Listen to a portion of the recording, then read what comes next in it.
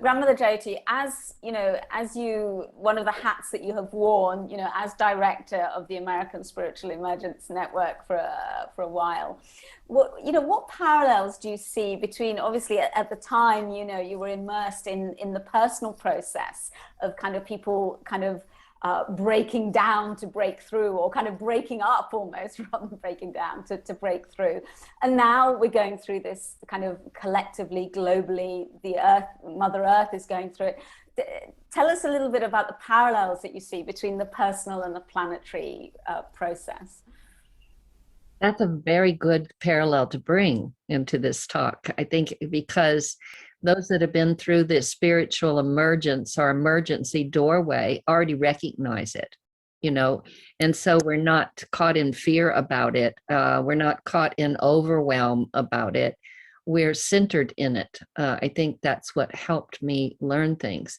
I went through my emergence process. I had a big Kundalini Awakening process that lasted for 13 years and took me through quite a training ground, if you will, that prepared this vehicle so it could be in the service that it is today. You know, but it's like when we started, I actually was there with Stan and Christina, because it was Christina's vision that brought this. She saw a network all around the planet where people were waking up, and she thought that those people could then assist the others waking up. And so I really traveled internationally helping that get established. And I learned a lot about the different cultures and the different way it looked like in those cultures. I think that was the plus in that work.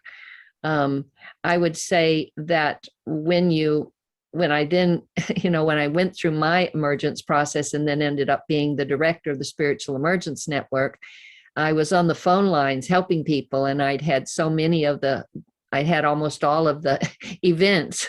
So I wasn't coming from it from an academic experience. I coming from it from I've walked the territory with you kind of moment. So I could sit with people very differently. And that humbled me over the years, and it still does. I think when it brings us to the world stage, that really right now, if we could sit with Mother Earth and her emergency process, that it would start to flip us right side up again, like we were talking about with the economy. Because, you know, it's for instance, this climate change, everybody thought we were all crazy and loony bugs less than 10 years ago. Now it's becoming more prevalent, and people are starting to ask the question, what does that mean, climate change? And now some people are getting really nervous that we won't make the certain date by the climate change. But the climate change is the symptom